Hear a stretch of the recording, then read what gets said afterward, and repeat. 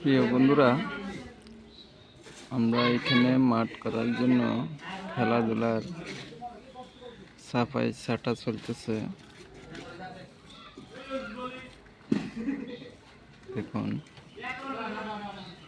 ছোট ভাইদেরকে সবাইকে লাগিয়ে দিয়েছি সাফাই ছাটাই করার জন্য।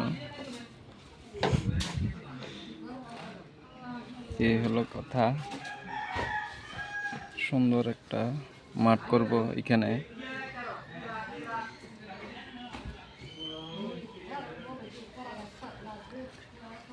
আমরা পরবর্তী ভিডিওতে